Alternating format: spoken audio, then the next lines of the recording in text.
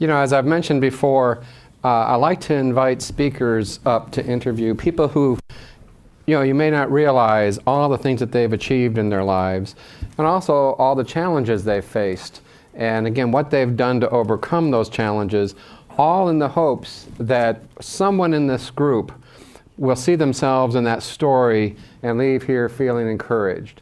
So that's what I'm trying to get done, both with Larry and with you. I'm excited to have the opportunity to interview you, Holly. Thanks. So I have strict rules here in that we have questions to ask, and we can vary whenever we want. So that's one of the rules, and to have some fun.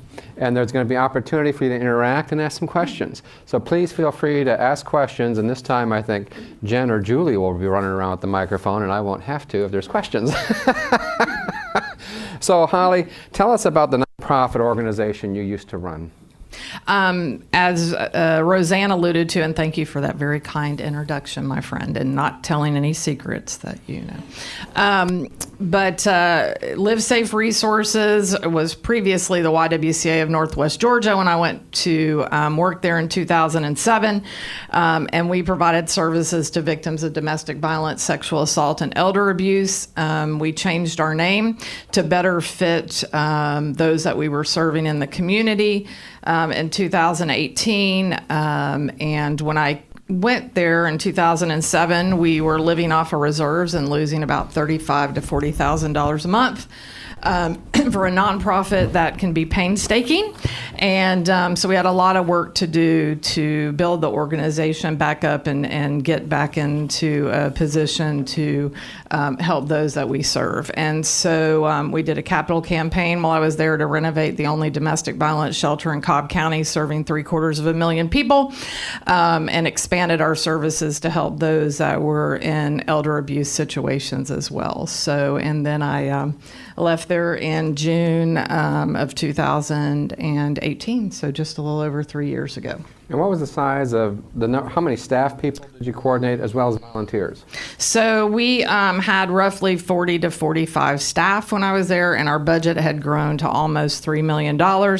And then from a volunteer standpoint, we had a board of about 25 board members, and then hundreds of volunteers and interns that helped us to provide those services. That's 365 days a year, 24 hours a day. We never closed. That's a very impressive management challenge and very impressive achievement growing the organization to that size. I'm sure it really had its ups and downs along that journey. What kind of impact did you guys make on the community? I mean, I think our impact really was to, well, one, to educate and also to have a safe haven for women and children and men, because there are men who are victims of abuse as well, and providing those services, as I said, on a 24-hour-a-day, 365-day-a-year organization that never closed, working closely with our law enforcement and the judiciary to provide services to those victims as well, and then also being, I think, advocates on a statewide basis for victims of abuse, as well as an example of, I think, how to run an organization. Our staff was sought out throughout the state to help other organizations providing those same kind of services. Well, you don't take a journey like that without facing some significant challenges along the way. Can you share with the group maybe a big challenge that you faced in your business, getting it to where it got to? I think in the beginning, as I said, the biggest challenge, when I went to work there, and I'll explain it, I worked for the March of Dimes, was my first nonprofit organization. And so it was a national organization. We were all employed by the March of Dimes. We all had the same health insurance. We had the same handbook, all those kind of things. And when I got to the YWCA, I thought it was going to be the same. Well, it wasn't. And no one really prepared me, I think, for that in the beginning. So it was more of for lack of a better word, a franchise. We paid for the branding to be able to use that name. Every YWCA across the country could do different things, so we weren't all necessarily providing services to victims of domestic violence. And at the time that I got there, we still had a pool. We were the first indoor pool in Cobb County, and so there was a lot of confusion about who we were and what we were providing at that time. So when we closed the pool, we traumatized all the little folks across the street, because they swam there every day, and a lot of kids learned how to swim there. And then when my board chair told me she was baptized in the pool, I thought, God's going to strike me down because I've closed the pool. And but it was the right thing to do because it was really draining the organization, and it wasn't who we were anymore. So I think, we've heard a lot about pivoting over the last year. Well, back in 2007, we had to pivot. Before that was a popular word, of trying to get the organization back on track and determining those things that were not our mission anymore, and then how to explain that to the community. And so I think in the beginning, that was the biggest challenge of getting us on track of where we needed to go and what we did over the next 11 years. So through all that, leading an organization through those kind of changes was not easy, I'm sure. The decision to break away from the franchise, the decision to close the pool, all the communication has to take place. Is there one or two key leadership lessons that you gleaned from that you want to share at the group? I think, finding people that you trust to help you work through that. We had a board of directors. I served at their pleasure. We were, and being a nonprofit, we're taking people's money, whether that's on a government level or a local level, and we have to ensure that we're doing what we said we were going to do with those funds. But I think finding people that you trust to help you and guide you through that process, and then also using your own intuition. But I think, in a nonprofit situation where we're expected to run as a business, but with less than than a for-profit business would have, that you've got to have those volunteers and advocates to help you along the way. But even now owning our own business, it's the same thing. You still have to find folks that you trust to bounce ideas off of, because we're not on an island by ourselves. And there could be things that others have experienced that can help take some of the pain away from whatever you're going through if you can learn and find that. So kind of that mini board of directors too to help you through. And then I think finding the right people. We made a lot of changes in the beginning. A friend of mine very wisely said, the train's going north, and if you don't want to get on the train, then you need to get off. Because this is what we're going to do. And so I think finding the right people to be in the seats that you have is extremely important too, especially when you're making major changes like that. The train is going north. If you don't want to go north, get off. That's pretty direct. I like it. He was a pretty direct person. So. Well, and this is the second time we've heard someone talk about a board of advisors, people to help you as in your leadership role. So you were going along gangbusters, just leading just an amazing organization, and then life happened. Can you walk us through that? So, and I will preface this by, I think it's the only third time I've really spoken about a lot of this publicly, so I have my Kleenex, I'll be honest.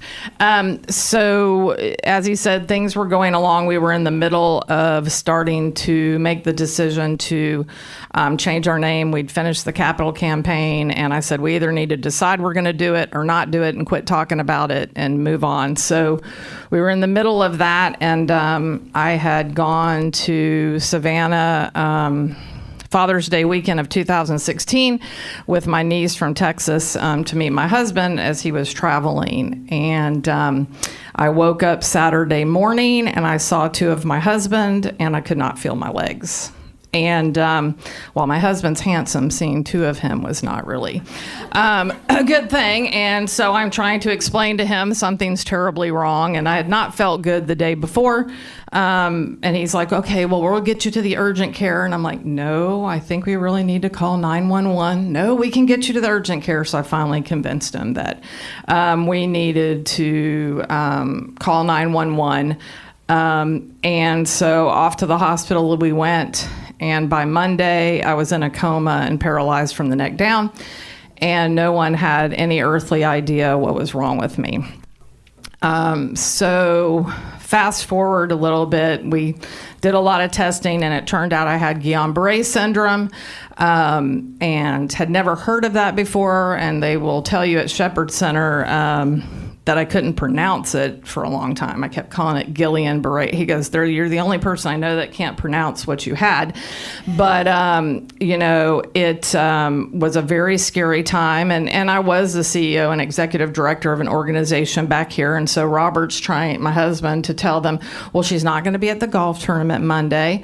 Well, what's wrong? Well, we're really not exactly sure. So then there's damage control going on back here as well. And, but again, more importantly, trying to determine what was wrong with me. So we spent about 10 days in Savannah. They air flighted me back home, and I went to Emory for 2.5 weeks. And then the test came back that I had GBS. Fortunately, they had given me the treatment for it in Savannah, or I contend I would probably still be paralyzed because there's a very limited time to get the treatment. And then I was fortunate enough to go to the Shepherd Center for about 5.5 weeks to learn how to talk, walk, dress myself again, and how I was going to function when I got home. And so I'm very blessed that, as we say, that I am vertical. But it was a very scary time, and it was a very challenging time for the organization as well, because of not knowing if I was going to be able to come back, what was going to happen, and et cetera. I will say that we had some conversations prior to this happening of what would we do if I won the lottery, and, decided that it was time for me to move on and somebody talked about going to the Caribbean, or if I was killed, how would the organization run, or if I was incapacitated. So fortunately, we'd had some of those conversations, so there was a plan somewhat in place to run the organization on a day-to-day basis from that standpoint. But it did throw a little curveball into everything. So as you recovered and as you evolved, you are now co-owner of a lovely, lovely art studio in downtown Marietta. Would you like to say a little bit about that? Sure. So, somebody asked me earlier, how did I, get in the art business? Well, my husband had a wholesale art business when I met him in 2011. He would travel around the Southeast working with interior designers, and we started talking about opening a gallery. So the space came available on the square, so we opened the gallery in June of 2017. And then I think, determining to leave Live Safe Resources, while I didn't leave because of my health, I did leave because of my health. I think that, when you have a situation like that happen, you reevaluate the things that are important. And we found that things were getting back the way they were before I had become sick, and that it was just time to have a change. So we decided that the name had been changed at Live Safe Resources, as I'd pretty done what I needed to do there, and it was time for someone else to take it to the next level. And I was going to go to work at the gallery and be surrounded by beautiful art and artists. And so we have a gallery on the square along with a full frame shop as well. And my husband still travels a lot. But we've held our own through all of this. So thank you for sharing. Words of encouragement. Each of us, we don't know, as we look around, what each person is facing in life. And we don't know what each person is going to be facing tomorrow or next month or next year. But odds are, I would guess, being the prognosticator that I am, you're going to face something. How's that? What words of encouragement do you have? I think, similar to, was it Larry? I'm sorry. Larry. Yeah. So, that you just can't give up. And I think that we all face challenges. And I do think one of the things I've learned through this is a lot of times we think people look fine. We think everything's okay. And we have a habit of saying, oh, it's all great and everything's fine. And, that's not necessarily true either. There's a lot sometimes going on inside, and I have a lot more appreciation for people who have things that we can't see, because I still have a lot of residuals and I have things that I have to deal with every day. So I think remembering that as we're interacting with people and those that we work with, and especially small business owners, and running a nonprofit, it becomes more of a family. It's not just people coming in every day to help. And do we really know those family people? And do we know what they're going through every day? And, when somebody goes from 1 minute of everything seems to be fine and their work's good, and then it's not, there's something going on. And do we have that connection with people? And do we take that time to get to know them? And I know that, a couple of the staff came to see me when I was at Emory and still was really not, because I was in a coma and I hallucinated a lot. So I brought some reality into what was going on. But it really traumatized them to see me that way and not knowing what was going to happen. And I think a lesson learned from that was I don't think we did enough to address that issue with the impact that it had on the staff. So you as leaders, if something happens to you, how does that impact those that work for you and come and spend 8 or 10 hours a day helping you with your business? How is that impacting them? Or if some key person on the other thing we started talking about was, well, what if something happens to my family violence director? How is that department going to run? Everybody started looking at their own role within the organization, because when you're small and you have a few key people, one person being gone can have a tremendous impact on your business. And so I think looking at those key people and what is their plan if they had to be out. And it could be something from a death in the family or an illness or anything that could happen that we can't necessarily plan for, and knowing what that impact's going to have. And so. Cool. Jen or Julie, if you want to run up here. So do you guys have any time for questions? Jen is going to be the microphone queen. And does anybody have a question I'd like to ask? I say Pam. And I'm not afraid to answer anything. So. Oh.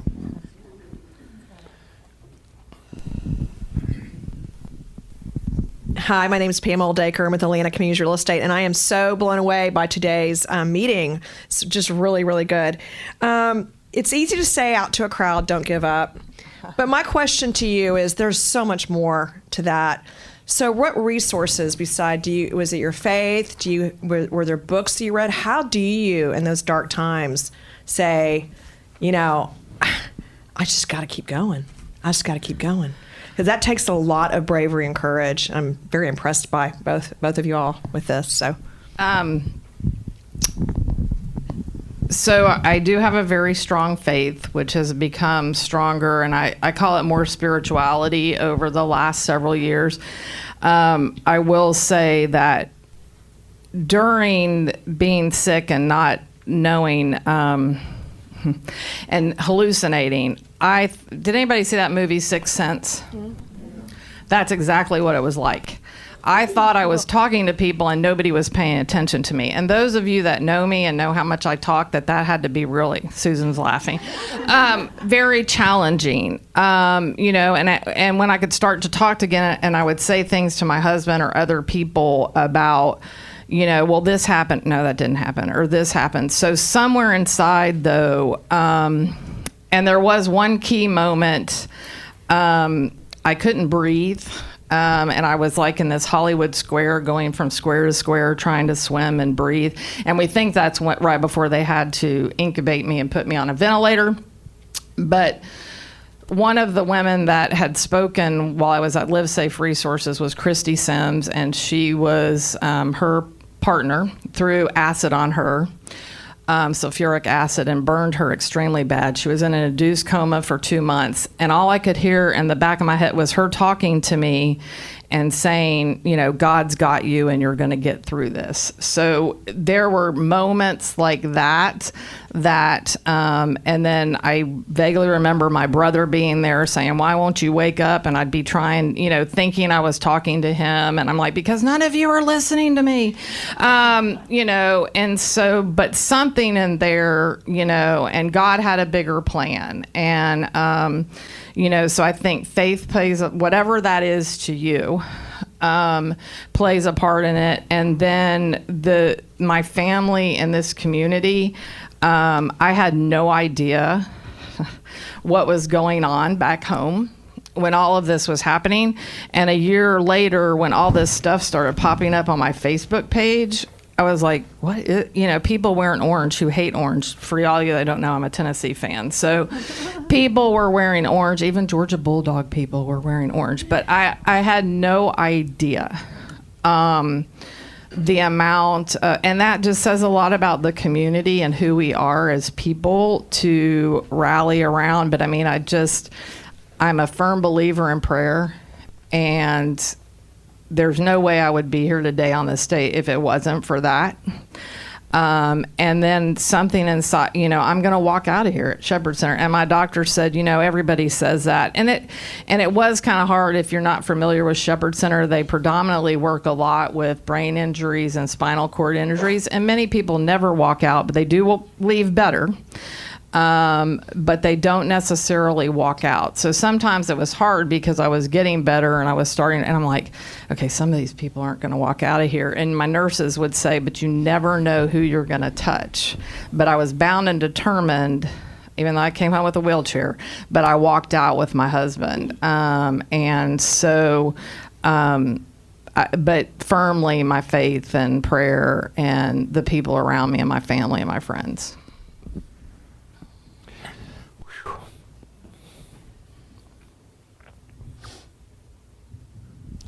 Outstanding story. So, perspectives after an experience like that, have your perspectives shifted? I mean, are you on a different program when you realize, as Brian says, anything can happen to anybody at any time? Does that shift your schedule, your program, your relationships, your intentions? It has, and I catch myself sometimes because during this, so many people helped.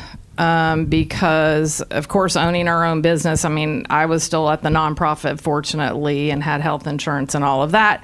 But my husband had to go back to work. And when I first came home, the first 30 days, I couldn't be by myself. So somebody had to be with me 24 hours a day, 7 days a week. So between my family and friends, so I had real conversations with people. It wasn't just the superficial, you run a how's everything going? And so it really kind of changed my perspective on what's important. And I do think that it helped guide the decision to leave Live Safe Resources in very capable hands with staff and the new executive director. But it did change my perspective on life a little, because you just don't know. I mean, and I'm very grateful because it could have been a whole lot worse, but it doesn't take away from the trauma of having gone through that. So I think, having people to talk to about it and a little bit of therapy. And I will say too, I had an issue with being on some opiates when I came home, gabapentin and drinking. So I've had to deal with that.